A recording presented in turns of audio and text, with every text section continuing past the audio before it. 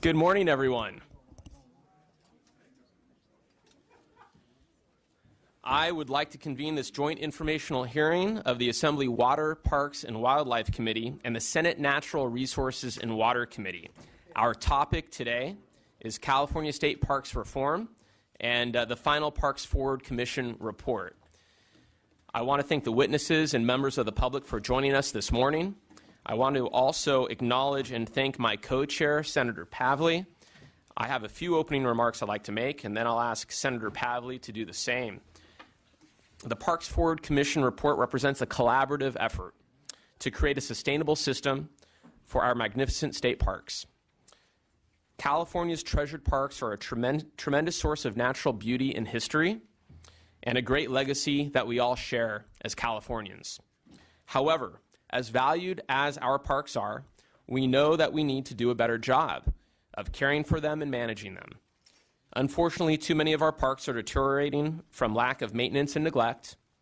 Our parks are public assets placed in trust for future generations and are in need of immediate action and a long-term plan for sustainability. Our parks should also be more easily accessible and available to all communities in our diverse state.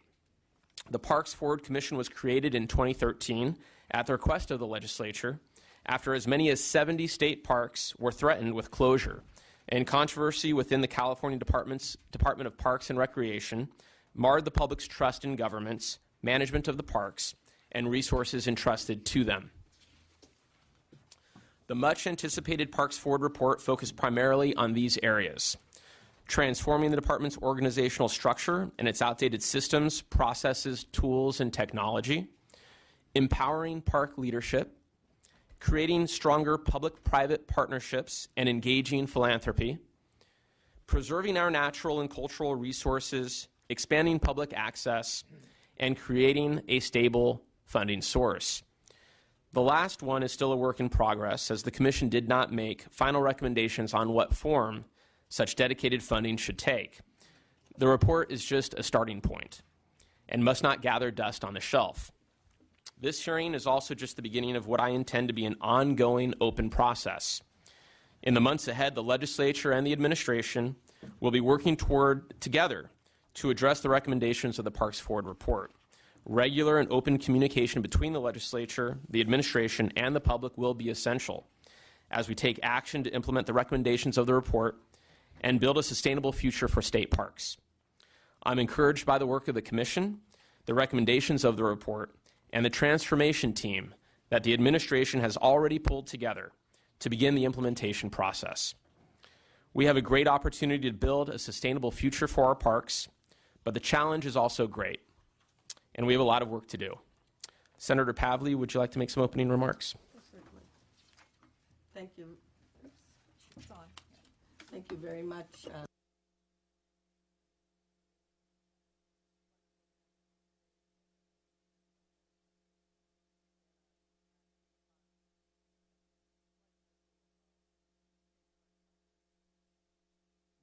13 years I've been in the legislature, 6 on the Assembly, Water, Parks, and Wildlife, and now in the State Senate. I think this is year 7, if my math serves me correctly.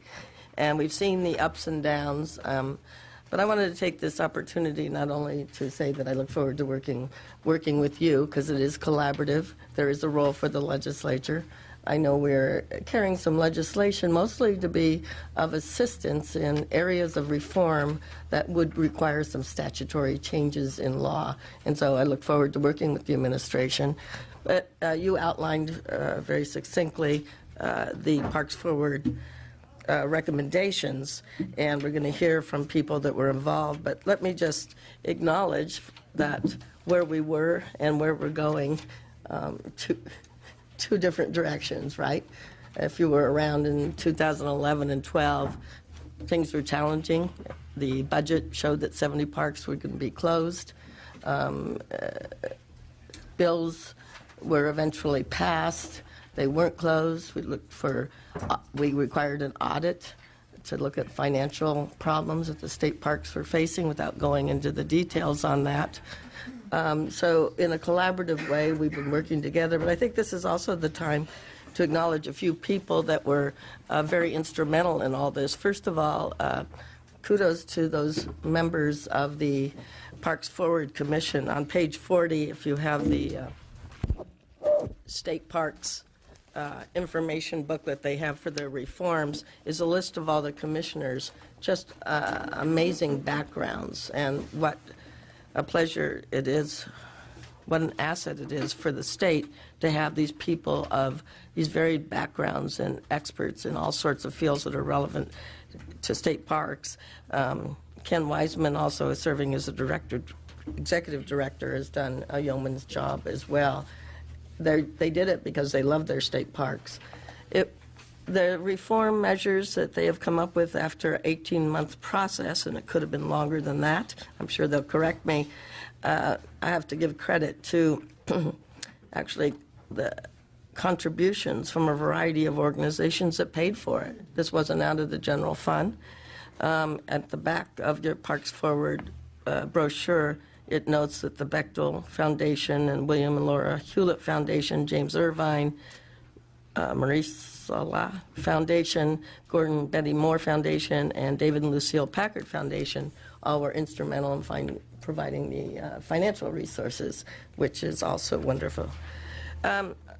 Two more comments, other than the thank yous. First of all, for those of you who follow the State Park and Recreation Commission, the chair of the commission has recently resigned. If you know Ernest Chung, he was in a very severe bicycle accident. It'll take long-term recovery. It just happened a few weeks ago. It'll be challenging, and I know our thoughts and prayers are with him as he goes on that path. I'm not sure of all the technical medical problems, but it involved perhaps broken legs or spinal injuries and things like that. So he has resigned his chair, but some of his friends talked him into staying on the commission with the hopes that he will be back and resume his work. He's done an amazing job in collective partnership with the State Parks Department and the other volunteer groups. I also wanted to let you know some good news.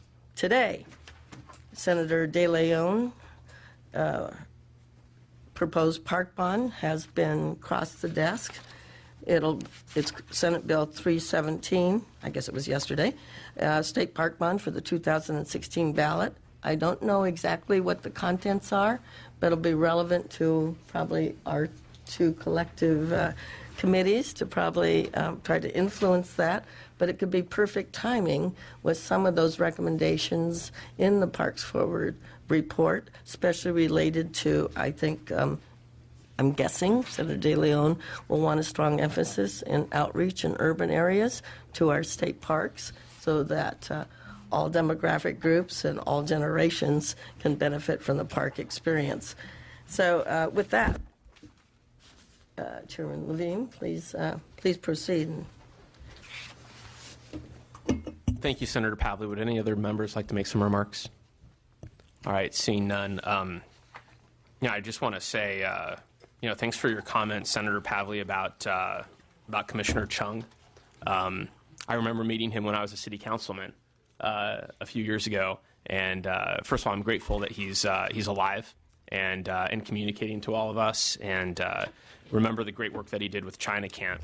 And really grateful for his leadership on the commission, and that hopefully he'll be able to remain a member for a long time to come. With that, I would like to start with our panels. For those that had paid attention to our prior hearings on flood control or the water bond, we try to keep these things flowing a little quickly. And bypassing long bios and introductions because we've provided this information on our website and to members already. Try to keep this flowing so that we can get to some good Q&A. So with that, I would like to invite up Secretary Laird. We're honored to have your presence with us and also your hard work on a multitude of issues that our committees deal with. On the prior hearing, talking about getting bios correct, we had made a mistake about your terms of service in the legislature. So we did some historical research, looked up the archives, and you served in the Assembly from 1902 to 1908, the last time the Cubs won the World Series. No. It's true about the Cubs. Yeah. It was, it's your team, so that's why I wanted to mention that. It was 2002 to 2008, and thank you for your service. Thank you. Well. And the last time they won the National League pennant, my father was with General Patton and happened to come home to be there the first day of the season when they last ran the pennant up. So that can tell you how long ago that is. Thank you for accommodating my schedule, because I do have another similar thing that I have to rush off to. And I wanted to do sort of an overview from the administration's perspective on this. And I know there's some people that will be able to go into greater detail, although I'd be happy to answer any questions that you have at the end. And in response to the legislature's request that there be a commission or an action similar to Parks Forward, I essentially appointed the individual members of the commission, and you're going to hear from two. And I want to thank them, because I personally asked many of them to serve.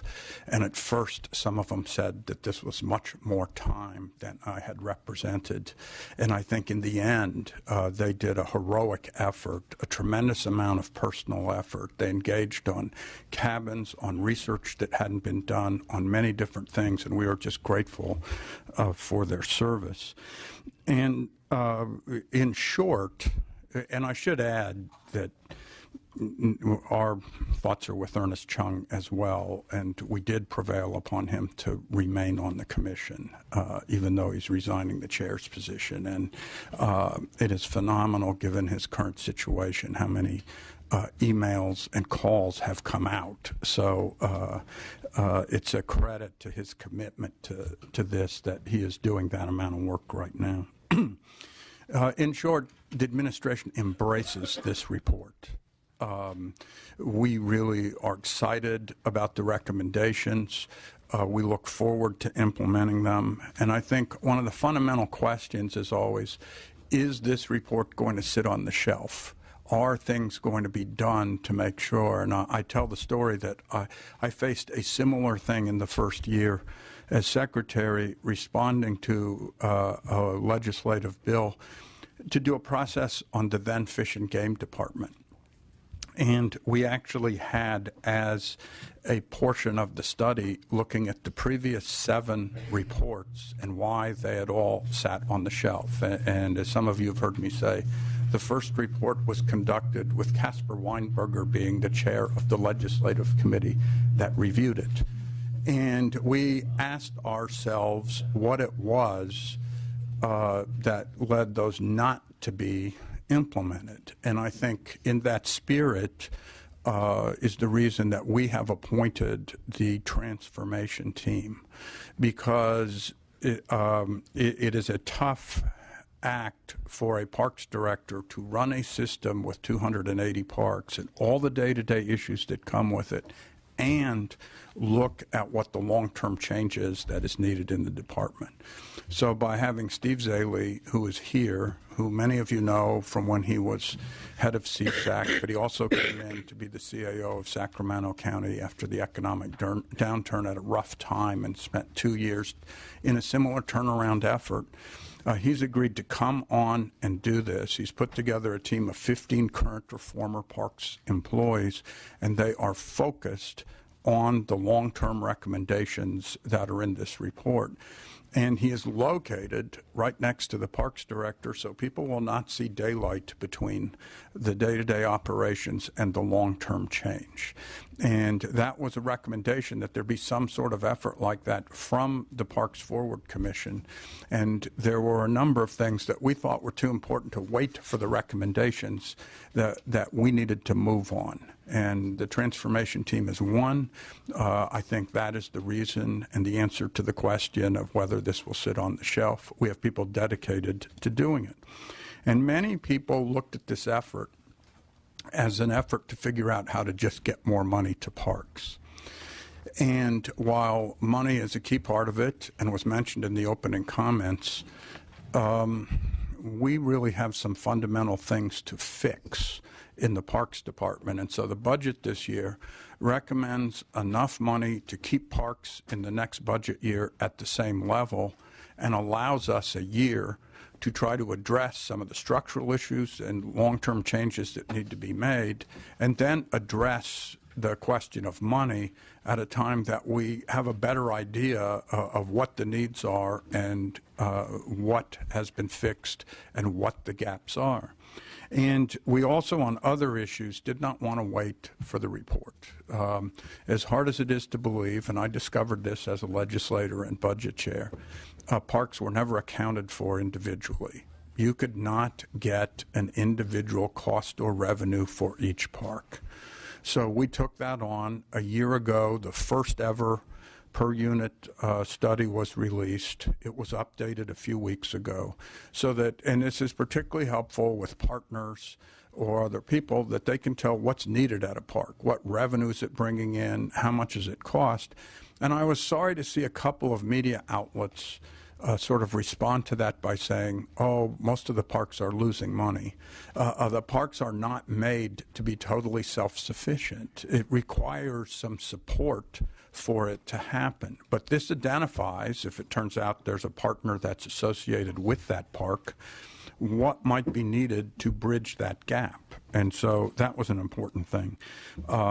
As the chair knows, because we were together in his home district, Google has taken on the job with Google Trekker of doing 360 views of a number of the parks and trails. They started with those in the Monterey Bay area and Marin. We hope to expand that across the state so people can look beforehand and see what it is that they'll be going to, maybe help them get out there.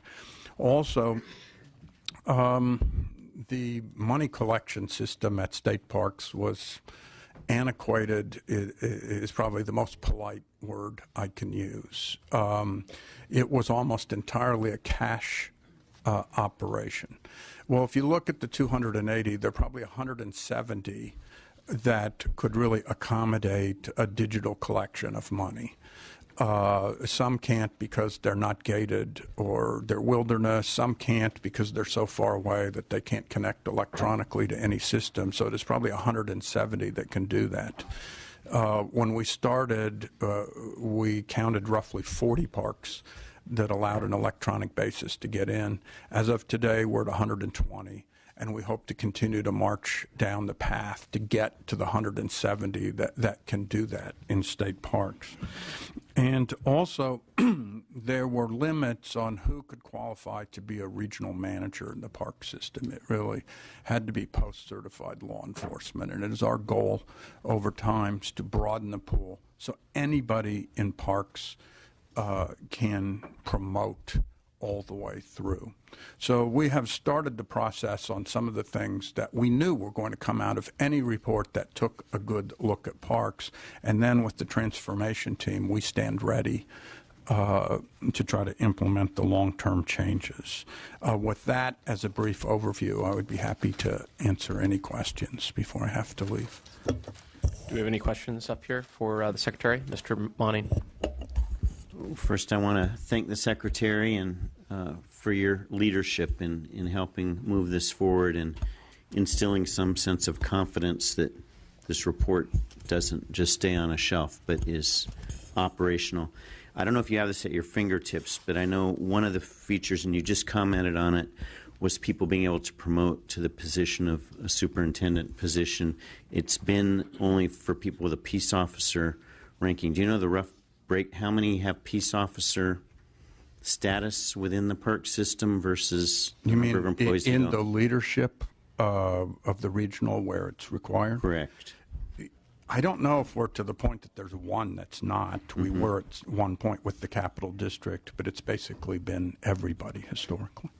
So historically everyone has had the peace officer? Yes, in recent decades. How many of the total number of employees have peace officer training versus those that don't? I'll have to have the Parks Director. I'm just curious. How well, much no, because the answer opens? the answer to that is is that anybody that is a park ranger is required to be a peace officer, and anybody that's in the regional leadership is required to be a park ranger and have peace officer status.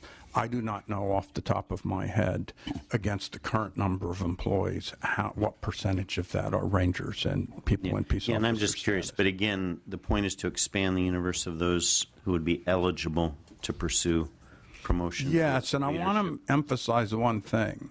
It's not to prohibit anybody from peace officer status into being leadership. There are great people in that category, and I think the proposal that will come forward will actually hold harmless in terms of salary and other things in a way, and if it happens, transition so it doesn't affect anybody that's currently in the position. It only happens when it becomes vacant.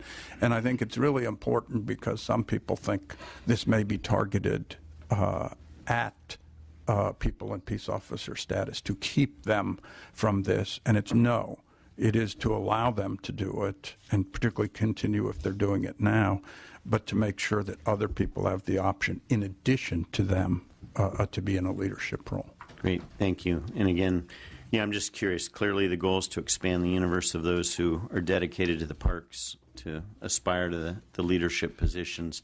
I could see an argument made that there's some special skill set or knowledge among people that are currently have ranger status or the peace officer training that would give them a special qualification that might help in that leadership position. Well, I know that I visited almost anybody that had time on their schedule on these committees about the Parks Forward report, and I told the story of the fact that the largest departments in my agency are very decentralized, whether it's 500 CAL FIRE stations all over the state, or whether it's water that travels hundreds and hundreds of miles, or whether it's Fish and Wildlife where it is, or the Energy Commission where it is.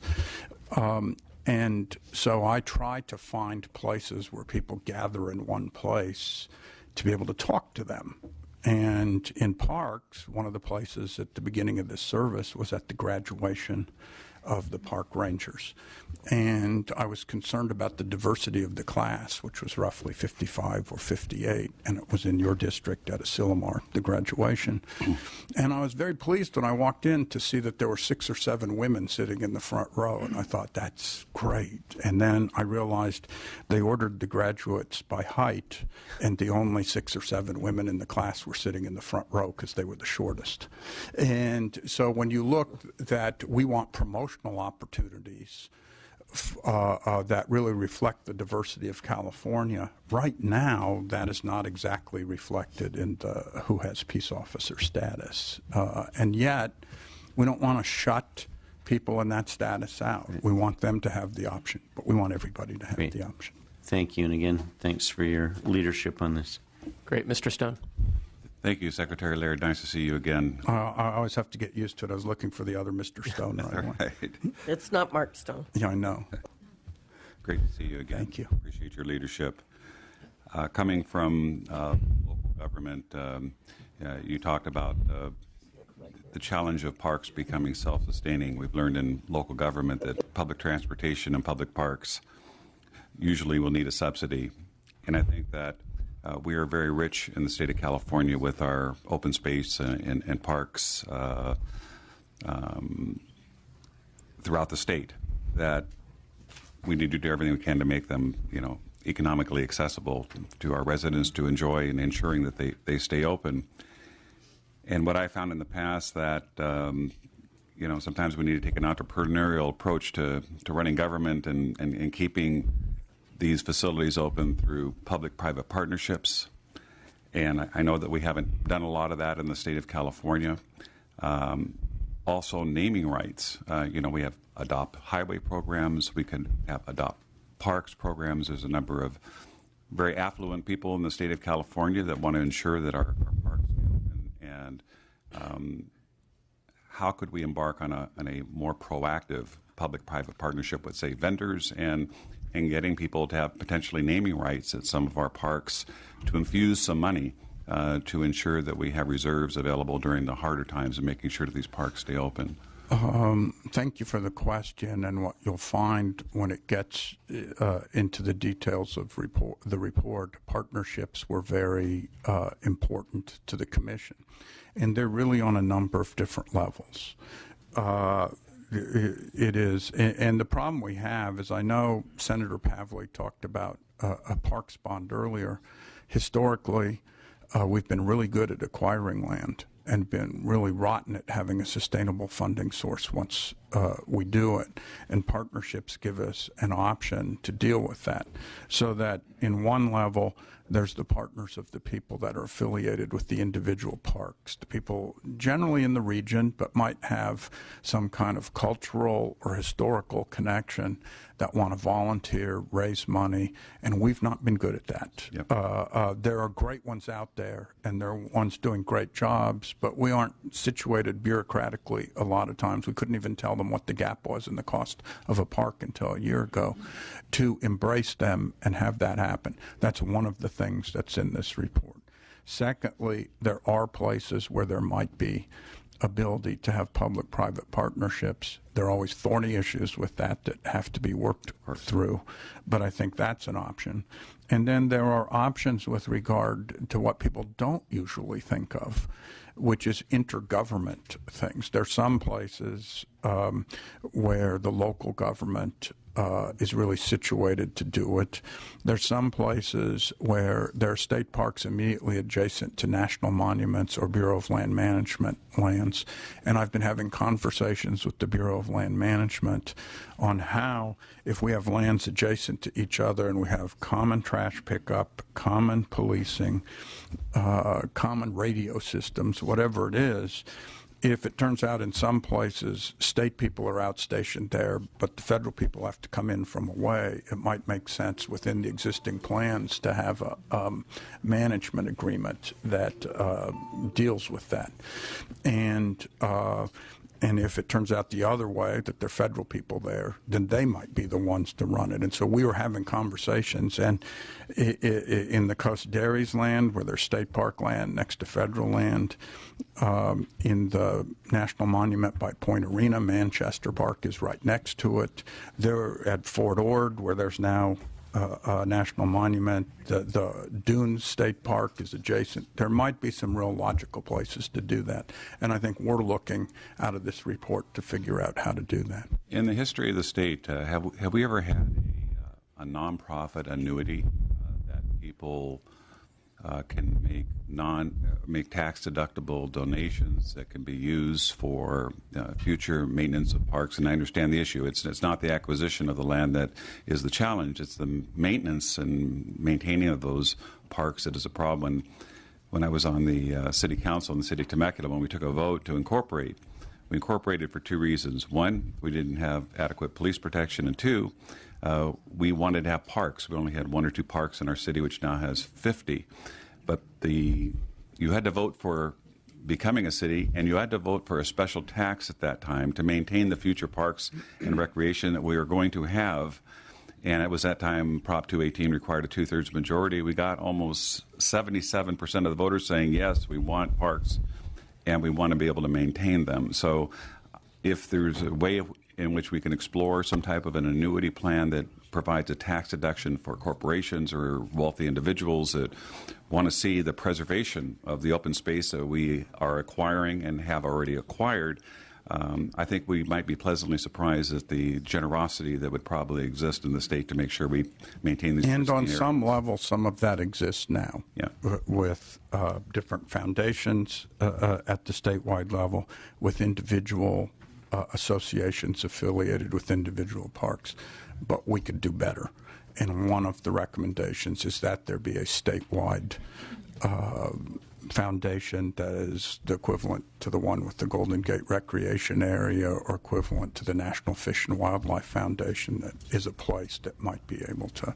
Mr. Chairman, I would certainly enjoy participating with anyone on this distinguished board to have a statewide annuity program to raise money to maintain our beautiful park amenities, and would welcome the opportunity to participate in that.